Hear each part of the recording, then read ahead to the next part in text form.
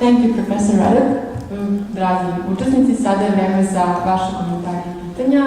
Ukoliko biste želeli da se uključite u diskusiju, podignite ruku i dolazimo na mikrofon.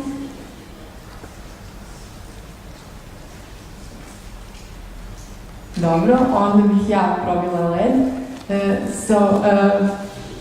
Mr. Radok, you talk to students in Niš, you talk to students in Novi Pazar, and all of them seem to be worried about this influence of reality TV shows.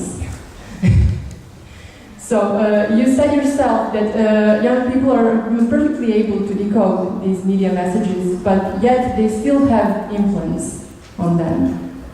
So how does this happen if we can understand the media language, but yet we still behave the way they want us to behave? Yes, I think this is, it's because we don't really have an alternative.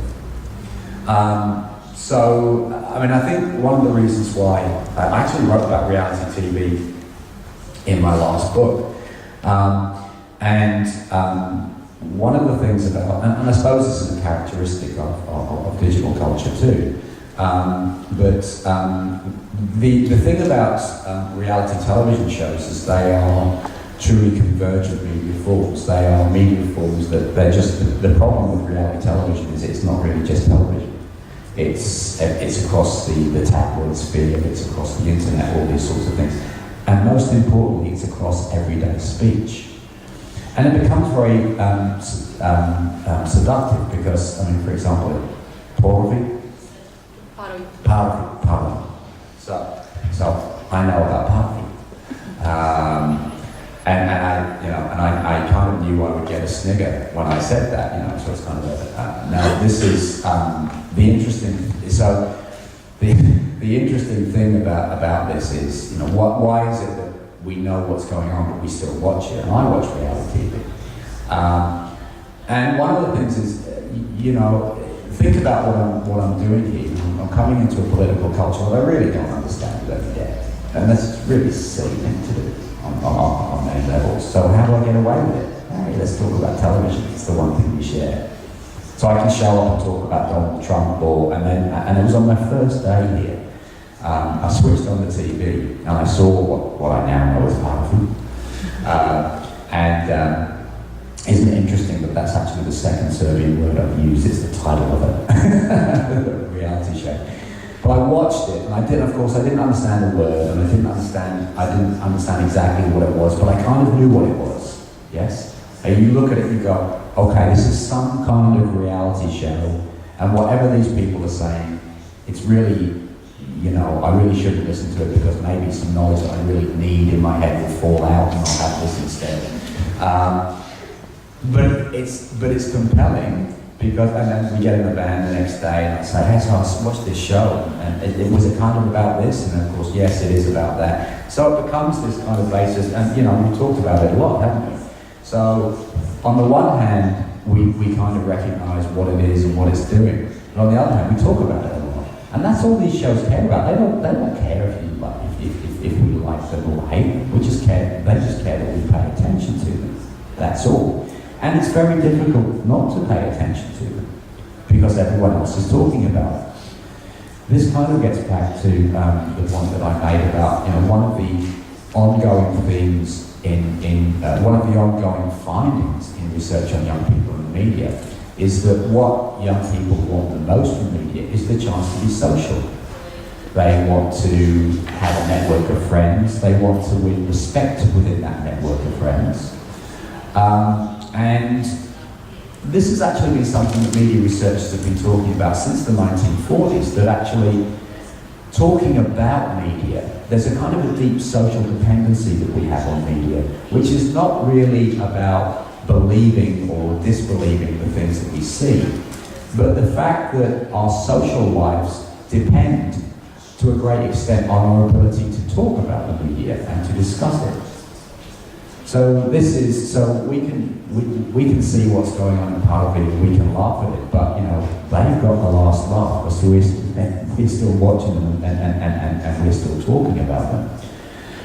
And so, you know, this is, you know, and similarly, you know, I talk to my students and, you know, things like the beauty myth, yes, you know, the idea of, oh, it doesn't, you know, Media are constantly telling us that we should look perfect, and you know, that's not the way life is. It doesn't really matter how you look.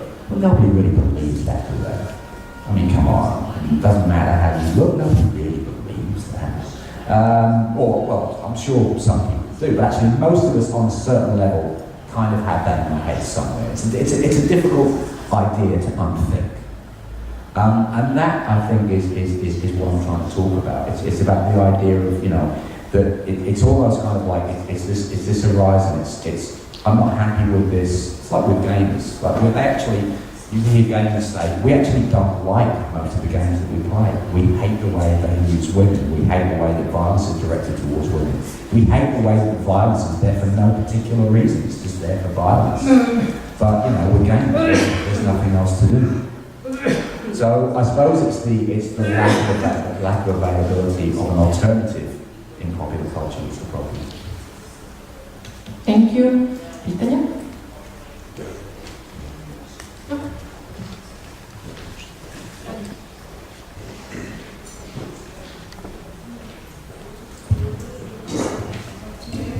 Thank you very much for numerous ideas that you have offered to us, especially for these last 3 recommendations, out of whom I think I will immediately apply the third one, meaning to stimulate your students to write their own media biographies. Several years ago, for this same publishing house, we did one research which was connected to the private lives and history of private lives in Serbia, and with my students I was making research, but that was about their parents, how they remember television came in their household. And that was extremely interesting research.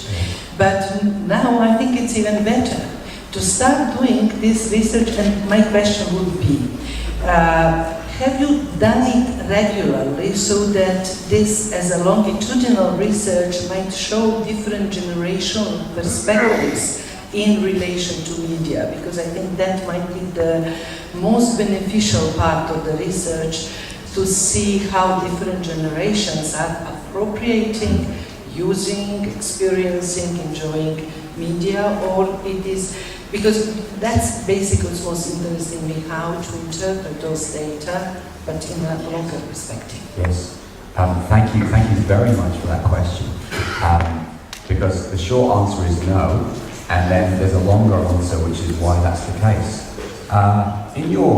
You're exactly right. I'm reminded in your question of the great. Well, he was an Austrian sociologist who was working in the United States, Paul Lazarsfeld, who, in many respects, wrote a number of real kind of landmark works on the impact of media. And his great regret in life was that he never got to do the sort of project that you're talking about. He was constantly, and this was a man who was incredibly good at getting money to do very, very large projects. And what he always wanted to do was what you were doing. And I'm also reminded of the sociologist Herbert Blumer, who, as part of the Pain Fund studies, he tried to research media influence by interviewing young people, and he would say, for example, questions like, you know, he would talk to, and of course, it being the 1920s, this was all very heteronormative, but he'd talk to teenage boys and say, you know, if you ask a girl out, have you ever used a line from a movie?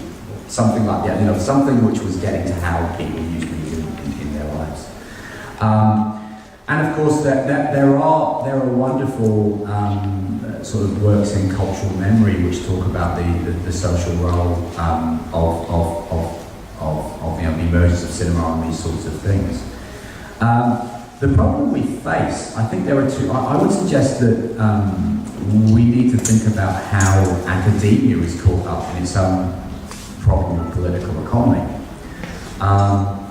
and I think there are two problems that we face here. I mean, one is we're actually talking about a project that depends on a great deal of time to think and reflect and revise.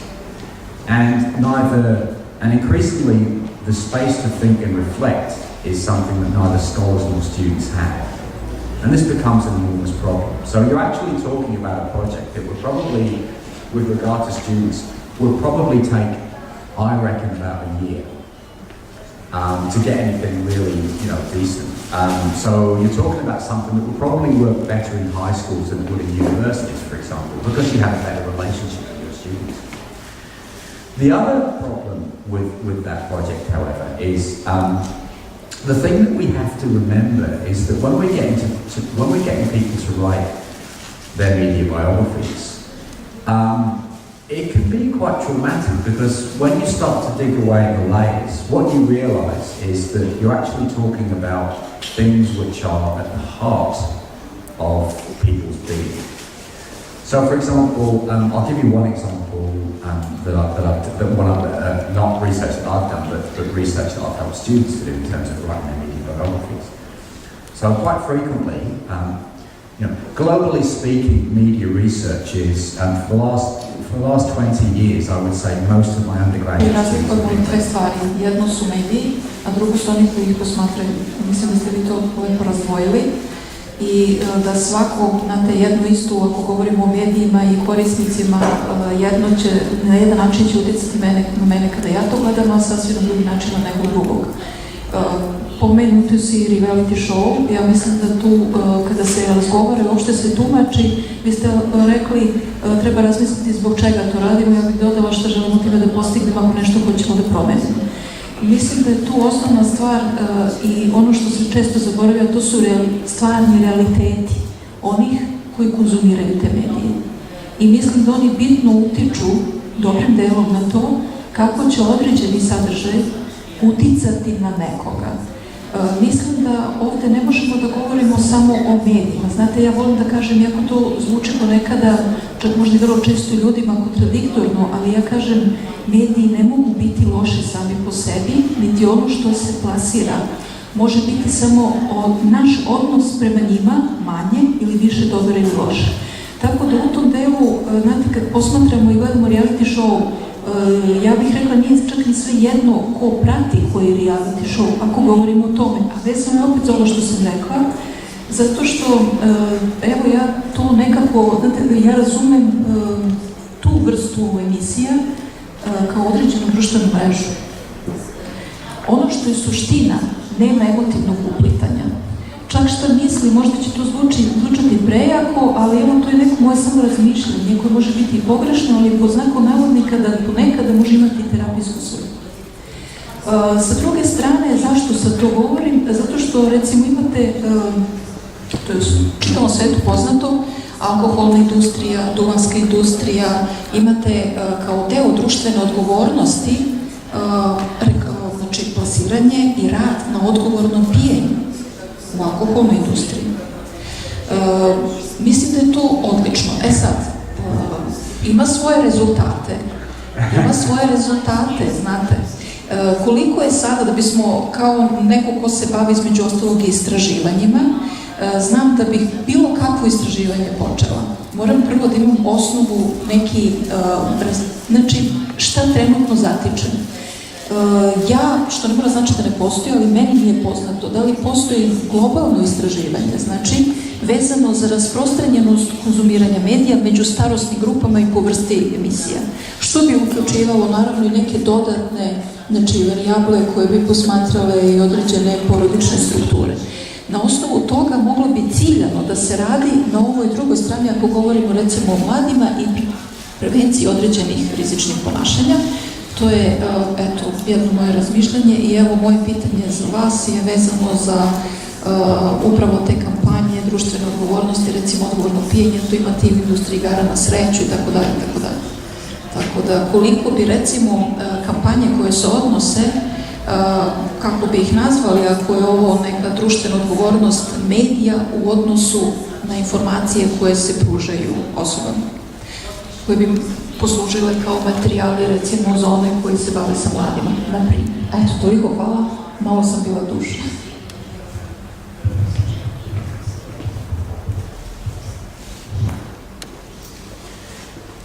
Thank you. A few things I would pick up on there, if I may. You make a number of very important observations that I'd like to pick up on. I suppose, globally speaking, the idea of making media research small is very compelling. You know, the idea that media aren't inherently good or bad, but they're good for some people in some circumstances and bad for other people in other circumstances, and therefore some of the best media research comes from, and this is also what I mean about becoming a media researcher, that there's actually quite a lot you can say about how media work as a cultural institution by looking at how particular groups of young people or whoever are using media and explaining their culture. For example, there's some really good research by a British audience researcher called Helen Wood, who does research on how people talk during television. In her view, she talks about talk shows, but it would also apply to reality shows. If you think about the way that many people watch reality shows or talk shows, quite often we enjoy doing it as a group of people. And in that sense, what Wood's work suggests that we should really regard the media as, in that context, say we've got students in the room, yes, and if we have students who, maybe you share a house with your friends and you kind of get together, or maybe you watch reality TV with your spouse or whatever, and kind of you become participants in the drama as well, because there'll be, the only thing I will respectfully disagree with you on is that I think people get incredibly emotionally involved in reality TV. That's why it works, because there are characters that you like and characters that you don't like, and probably people will argue with each other about the motivations of certain characters, why they're behaving in a certain way, how they evaluate them. And this is the point that Wood makes, that very often, television becomes real as another voice in our living rooms. The television is talking, and then we're talking back to the television, and we're shouting at the contestants we don't like, or we're talking to our friend or whatever, and it's really about, and that introduces us to an important idea in media research, that I would suggest that we're not really interested in how media cause things to happen, as in how media become involved in social conversations that have a political element to them. So that idea of audience involvement, the idea that the audience in that sense becomes a part of the production of, reality TV is a compelling case study, because it isn't just television, it's an event. It's a speech event. It's part of our common symbolic culture. And you're quite right that the audience plays an enormous role in determining what that symbolic culture does. But the idea of course, the idea of accountability and social responsibility, it reminds me of probably the most famous. So there's an interesting phenomenon in audience research is the extent to which the audience can get out of a show something which is completely opposite from anything that was intended by anybody who made it. And probably the most famous example of this would be a show, an American situation comedy called All in the Family by a writer called Norman Lear. And All in the Family was a story about a racist, basically. It was a character called Archie Bunker, who was an unreconstructed white American working class racist. And he hated hippies, he hated anything that wasn't white American. And the joke of the show, the intention of the joke of the show, was to just point out what an archaic figure he was. The world around him was changing, and he refused to change with it, and that was the joke of the show. And it was meant to be a parody of a racist. And Norman Lear wrote about how shocked and appalled he was by the amount of fan mail he received from racists, Because, of course, to lampoon a racist, you have to allow a racist to speak. And so Archie Bunker would tell lots of racist jokes. And what he was shocked by was the number of people in the audience who were laughing at the racist joke, not at the takedown of the racist joke. And he was really appalled by this. So, what this means is this is why it's really important to pay attention to how people experience media and how they integrate it into their own social life and social conversations. Because on a certain level, that's when media power becomes real. You know, the ideas that the media propagate, they become real because people use them in everyday life. And as you say, what we have to do is pay close attention to the consumers and how they see media culture. Thank you. Imamo vremena za još jedno pitanje, čini se sa pravom. Pokušat ćemo. Ako možete da postavite, dakle prvo ovaj momak, pa onda devet, pa onda sa kraja i onda ćemo pokušati da objedinimo. Thank you. I just wanted to ask a question about addiction. You talked about people who spend less than 10% of their times connected to social media. What about the small percentage of people who can't break the chains of social media, mainly social networks, video games, or to a lesser extent TV shows? So that's my question. Can you tell your opinion about that subject? Yes. Thank you. Sorry, just let us hear the other question, so then we'll try to answer them all. First, Mr. Radok, thanks for your presentation. It's a great thing to be here and talk about real problems in our lives. My question would be about selfness as part of media, because you can go out and see a lot of people with selfness in their hands. In 80% of cases, they're chatting with their friends and talk about some reality shows, and some people who said some stupid thing and became popular in 5 seconds. Also, my question would be your opinion about that. Thanks. Thank you. And third question.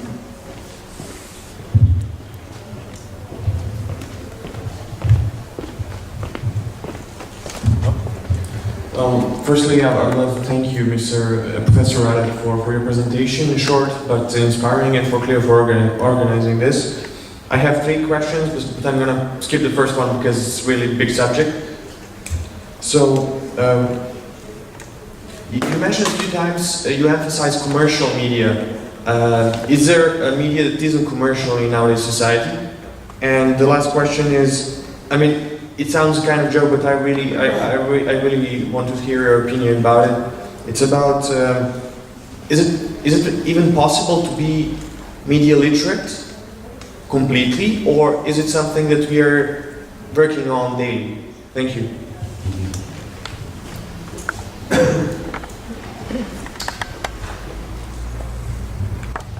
Okay, we will answer these questions and then one more. Okay, so thank you for your questions. I think there is some common themes between the first and the second question.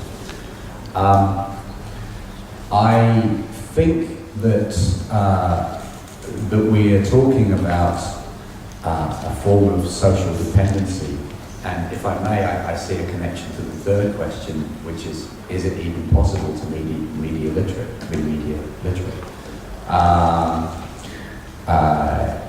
I suppose we might say, is it even possible to be not addicted to media? Again, we return to the idea that we kind of, the notion of, being constantly and always on culture, whether it be playing video games for a long time, or spending hours and hours on the internet, or spending obsessively following social networks. I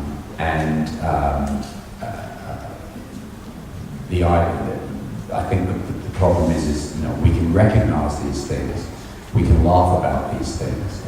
I showed a clip in my presentation yesterday about and it's a parody of this mobile culture, and the idea that every single moment that we have doesn't really happen unless we take a picture of it. You know, and people are going to concerts and they're filming, you know, they're not watching the concert, they're watching it through it. And everybody laughed about, you know, or engagement, you know, you're proposing to your fiance and doing it through a phone. And everybody laughed in the room, but everybody does it. You know, and I recall, and I had a guilty moment myself, because there's an image where it's a birthday party and everyone is filming, you know, singing the happy birthday, and my daughter just had her 5th birthday, and that's exactly what everybody did, including me. And it was quite funny actually, because she insisted on it. It was her 5th birthday, and she insisted on having a sparkler, you know, like a burning thing. She had a letter 5, you know, that you can set fire to it, it goes down. So we put it in front of her and we lit it, and everyone's got a phone ready. And she was terrified of this sparkler. She went, so, and a little part of my head went, oh, she ruined the photograph. So it gets back to the thought of we can't think of, you know, we can't actually think outside of the limits of that culture. It's become a kind of although we can see it somewhat reflexively, we can understand that there's really no need to check our phones obsessively, but it's simply become what we do. So I think I think the problem of, and this was also, and if I can come back to the idea of addiction,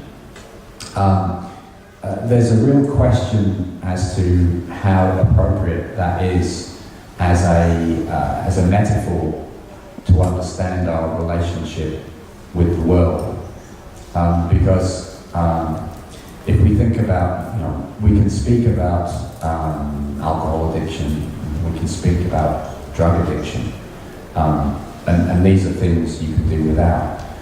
People have been suspicious about extending the addiction metaphor to food, because of course the problem is the alcoholic can stop drinking, the person who's addicted to food cannot stop eating food.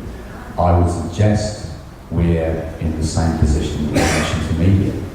We all consume media a lot, and we live in a world where we can't participate in our political culture unless we use media.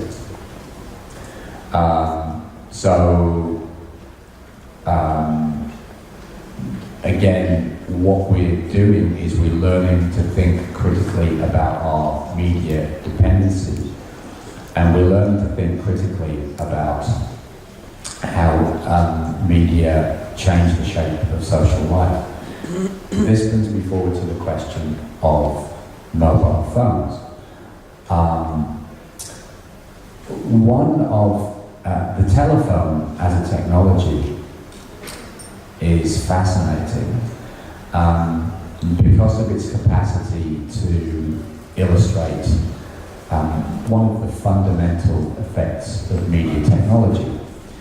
And this is that media technologies change social geographies. They change how we understand social places. So one of the things that mobile phones has done particularly is expand the entire urban geography into an entertainment space. So, you know, and so if I think about when I was in school, and you know, there were no mobile phones. Age myself here, there were no Walkmans. Some of you won't even know what Walkmans are, cassette things. There was no mobile media. So you go home on the school bus, you might read a paper, you might read a book, or you might just spend the time looking out the window. It was a nothing space, nothing happened. Those spaces don't exist anymore. Now, there are, this raises real questions for the conduct of public life, and important questions. So, for example, in Australia, this proliferation of mobile culture is now being connected to serious questions about mental health. Not addiction as such, but conditions such as anxiety. So, for example, a shocking statistic that I was given as a parent at school, it's quite confronting to me that my daughter has had her first mental health lesson, and she's 5. And it was about being wary, careful about screen culture. So in Australia, it is calculated that if you went back to the 1970s, approximately 1 child from 25 had some form of anxiety disorder. It is now 1 in 7. The question is whether the proliferation of screen culture has anything to do with this. And the reason why that question is being raised is that there's a thing called mindfulness, which is essential to mental health.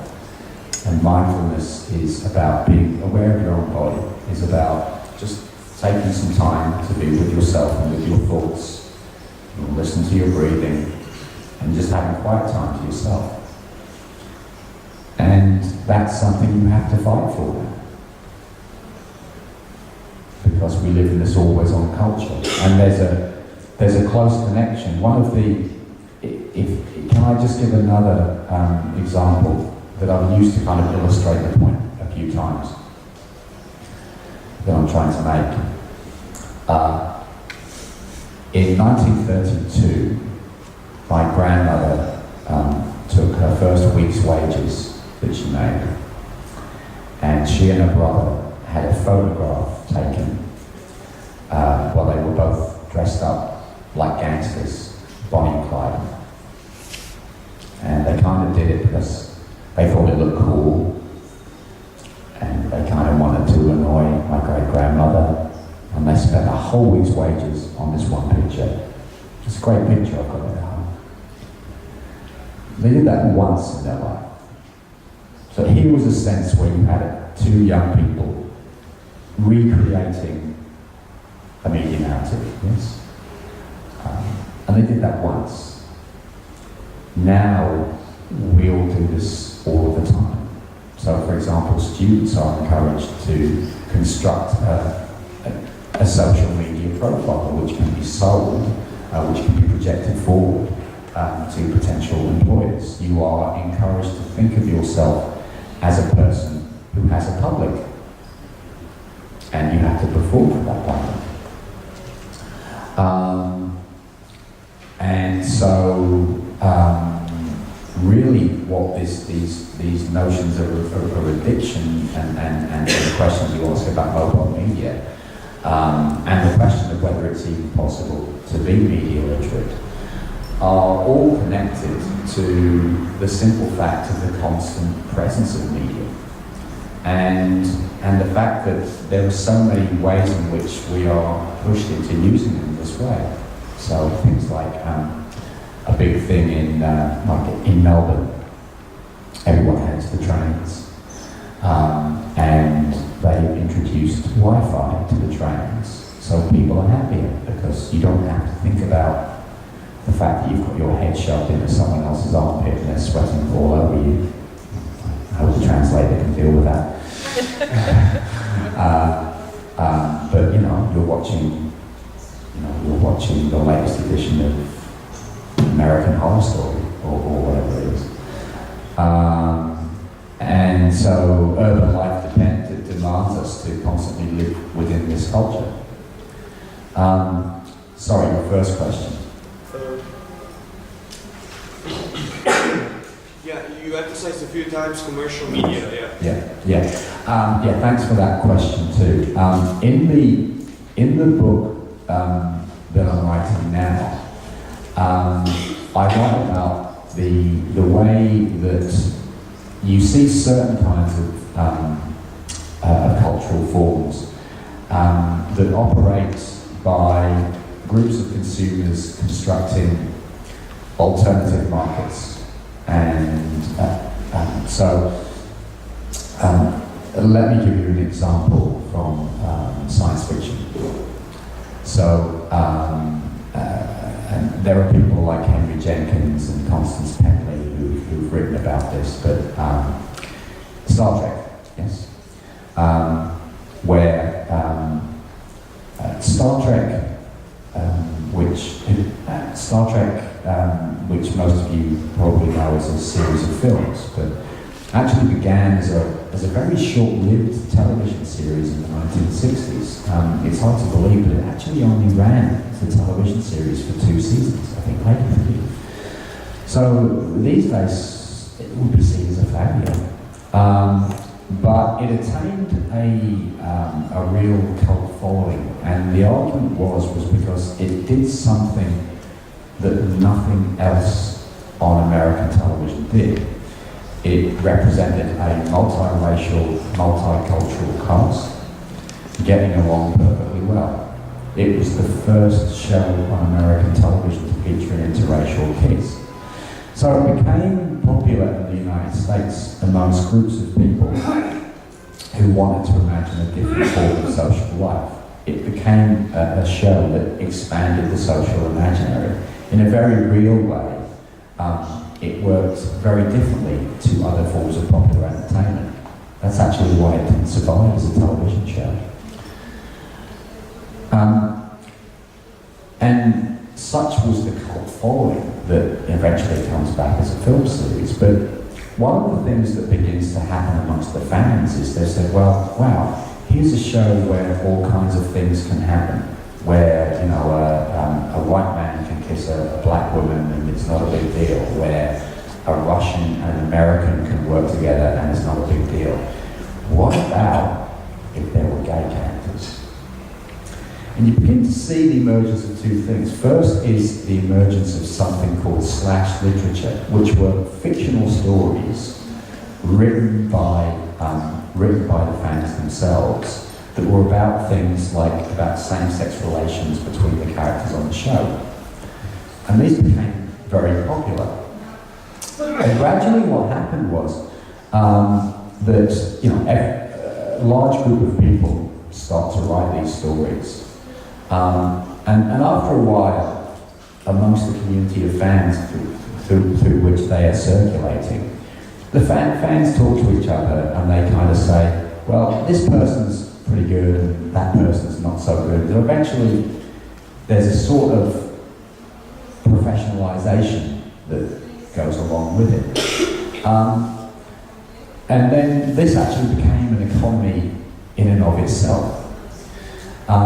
Now, there are similar movements around, and I hope I'm not being too controversial in raising this topic, but alternative approaches to pornography in the United States, where you know, the criticism that pornography is incredibly misogynistic, which, you know, there's a lot of support for that argument. It's a very solid argument, but the idea that actually, you know, the thing to do about that is not to ban pornography, but to make other kinds of pornography that represent other kinds of people, and other kinds of sexuality, and these sorts of things.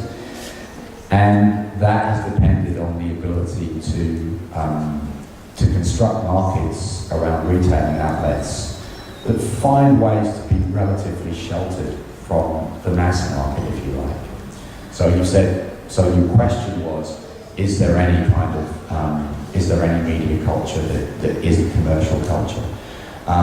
It all needs to be commercialized in the end, and I think eventually the idea of most of these movements is to speak back to the mainstream. The idea is to speak back to them. So after a while, with the Star Trek example, you know, by the 1990s when it came back series as well, people start to say, well, why don't you just, look, come on, times have changed, just put a gay character in there. Why do we have to keep writing these silly stories? Can't you just put a gay character on TV?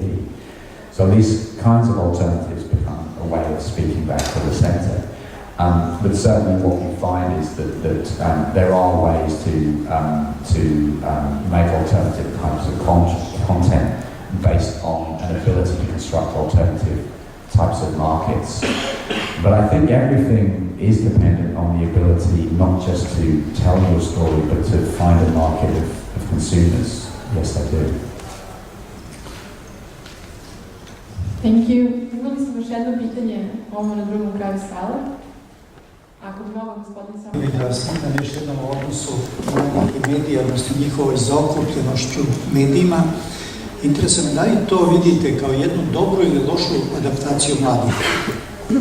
I ono što mi je drugo pitanje jednako važno, je to da li, pošto kod nas se dešava da na društvenim mrežama i blogovima se vode mnogo ozbiljnije i promišljenije rasprave o društvenim raznim pitanjima nego što postoje u stvarnosti i nego što postoje angažovanost. A na takav način interesuje da li je to vidite kao posljedicu nekih društveno nekorektnih sistema, odnosno politički nekorektnih sistema, i da li na takav način mladi ostaju u suštini i da li u tom svom medijskom svetu koji nema nikakve posljedice za stvarni život. Ako bih povezao ova dva, da li ta njihova adaptiranost na medijsku sferu u suštini ostajamo i dalje u njoj, ostanu potpuno i van društva i na takav način ne pokazuju nikakvu svoju društvenu angažovanost i nešto što bi moglo zaista sa svojim ozbiljnim i promišljenim stvarima koje imaju nego što postoji nekim vladajućim i promišljanjima ostali izvan svega toga bez ikakvog uticaja na to što se dešava. Hvala. Još jedno pitanje smo imali ovo na početku reda. Ovaj gospodin na drugom redu. Gospodin na drugom redu.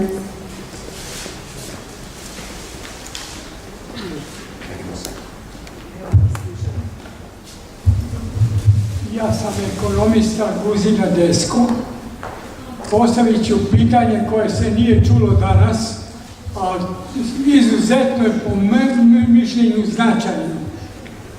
Ujedinjene nacije su 60. godina prošlog veka objavili statistiku planete i prvi put je uočeno 2 megatrend promjene svetske populacije. Prvi megatrend jeste da je prvi put u istoriji čovečanstva više pismenih nego nepismenih na planeti. I drugi megatrend, više ljudi živi u gradovima nego u selima. Pa su ta dva megatrenda otvorila strahovit bum za mega kapital, gradeći stanove za ove koji begaju sa sela u gradove i znajući da ne mogu uredno otplaćivati, dobit ćeš stan, samo potpiši hipoteku. Ako ne budeš uredno plaćao, ideš na ulicu. Ja se izvinjam, koje je pitanje? Ideš na ulicu. Kao rezultat toga, mega kapital je osvojio planetu, pri čemu zloupotreba ovoga što govorim je rezultat danas toga da bogati svet postaje sve bogatiji, a siromašni sve siromašniji. Kuda ide planeta, gospodine Radok? Hvala na pitanju.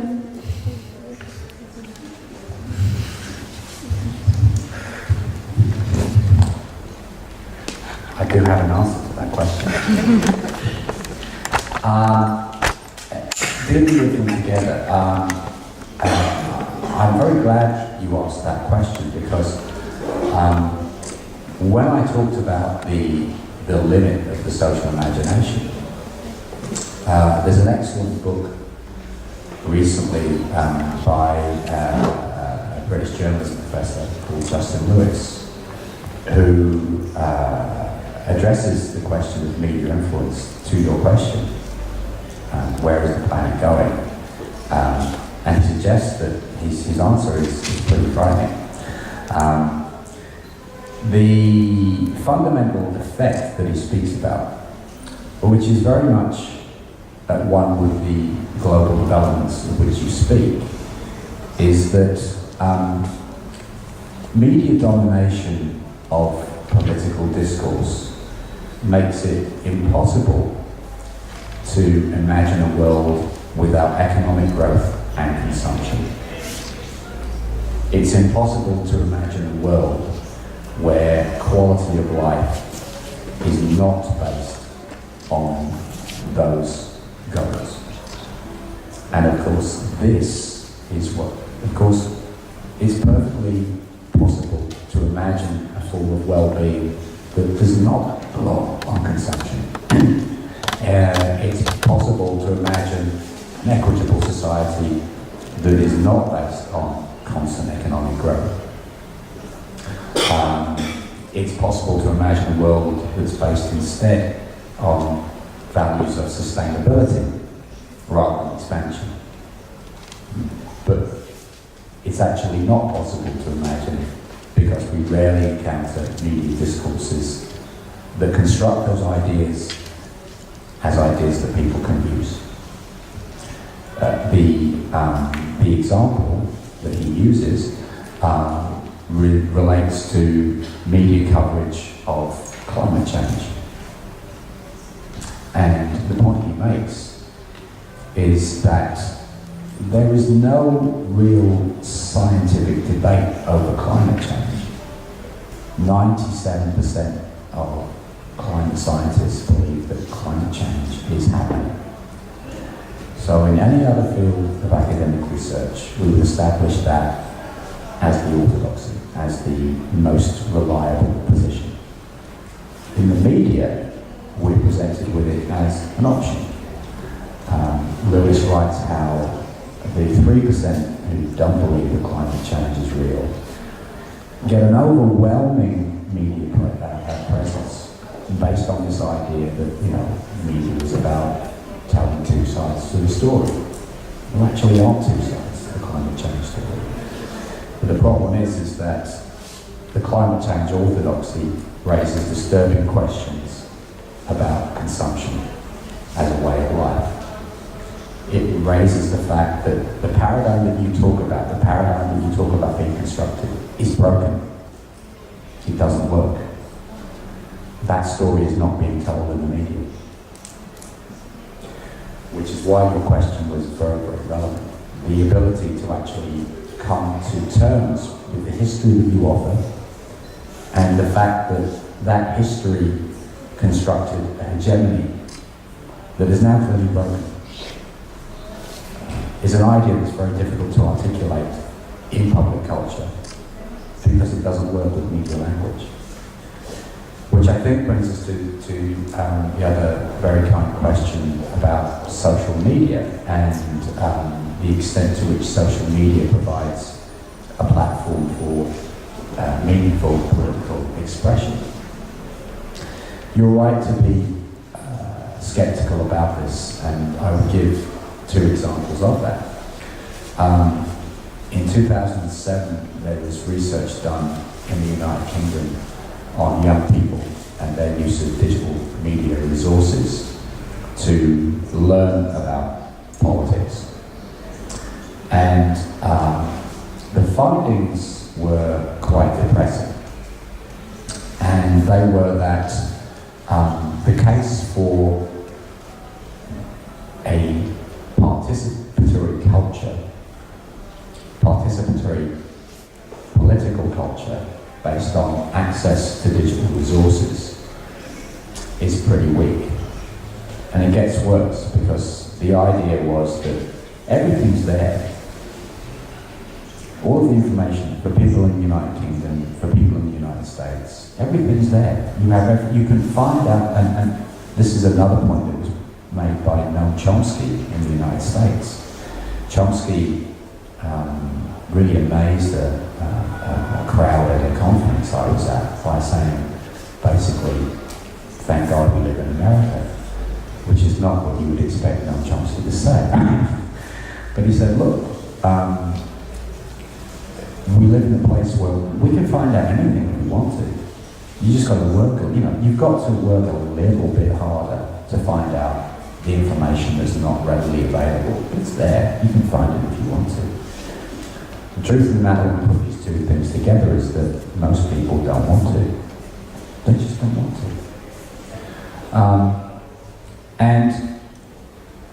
And I suppose kind of what that, you know, we would ask questions like, you know, what does it mean to live in a world where you think that, you know, retweeting someone or liking someone or whatever it is a form of political expression.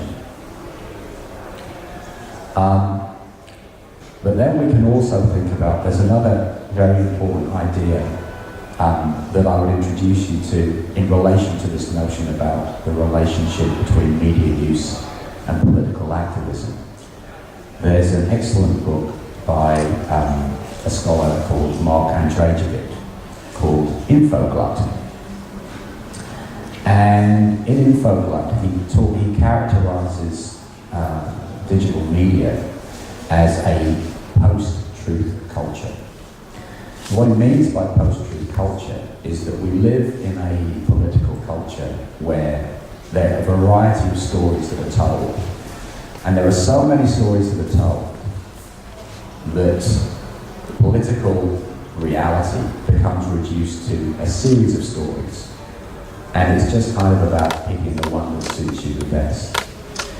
As an example of, I think the most entertaining example he uses, in 2004, I think it was 2004, when George Bush II was running for president against John Kerry. And John Kerry was a highly decorated veteran of the Vietnam War. He held America's, he was highly decorated, and he had a number of medals, and he had actually been invalided out of the Vietnam War because he'd been wounded 3 times. So this is a political problem for George Bush, because of course George Bush didn't serve in Vietnam. And it's really interesting because what you begin to see is there's an organisation called Veterans Against Kerry that began to spin an alternative story about John Kerry. And it was the reason why he was wounded 3 times was because he was an absolutely appalling soldier. And there were stories told about he had 3 Purple Hearts, and a Purple Heart is a medal you get for being wounded in action. And one of his former soldiers came forward and said, well, he got one of them because he dropped a grenade at his own feet, so he effectively blew himself up. And then this other story comes forward that, actually this thing about being sent home after being wounded 3 times, it was actually a very, very arcane Navy regulation that had hardly ever been used. But his commanding officer thought he was so bad, he just wanted him out of there. So we begin to have all of this, and Andrejevic kind of talks about this media swirl about, so John Kerry is constantly being asked, what did you do in Vietnam? What did you really do in Vietnam? And in this, we lose a basic truth. He went, George Bush did. And this is what John Kerry means by a post-truth culture. It's similar to the climate change, the climate denial position.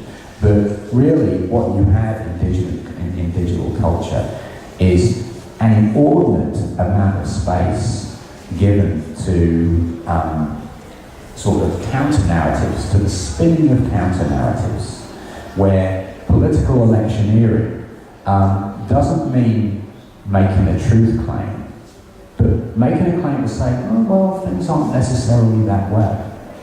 And therefore, political action becomes about kind of telling a compelling story rather than actually trying to get to the truth and trying to find ways to make stories ever more complicated, ever more things that function as stories rather than political discourse. And what that does is it kind of reduces us down to a level of a level of knowing passiveness, where we're constantly bombarded with competing stories, And therefore, there's the main form of political action that we're offered is telling another story, telling our own story, or whatever it is. And that somehow this counts for something. Let me give you another example from a recent paper that I wrote. So I've written a paper about, well, I'm writing, in my latest book, I'm writing about Donald. One of the things I'm writing about is about Donald Trump.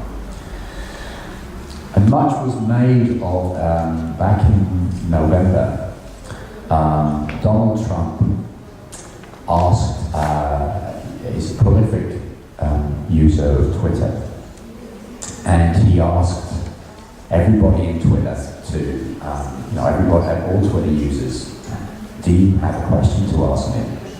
And the hashtag was, at Donald Trump, ask Trump. And of course, he gets a ton of silly questions. Everyone's, asking him kind of, questions like, why do you appear in public wearing what appears to be a small rodent on your head? Talking about his hair, these sorts of things. Everyone is just constantly making fun of it. And there's this kind of idea out there, and the media made a lot about this, about how the public were taking down Donald Trump and showing him for the ridiculous racist that he is. And that's in November. Where is he now? So all this idea about, I think gets precisely to your question. We think that insulting someone about having an unusual hairstyle is seen as counting as something as political action, and for most people it just is completely irrelevant. Thank you. Sada bih vas pozvala na 50-minutnu pauzu, osveženje nažalost kasni, ali stići će uskoro. Nakon toga nas očekuje panel diskusija, gdje ćemo razgovarati o medijskoj pismenosti u kontekstu tehnološkog razvoja, klasičnih medija, društvenih medija i bezbednosti na mrežama. Hvala vam.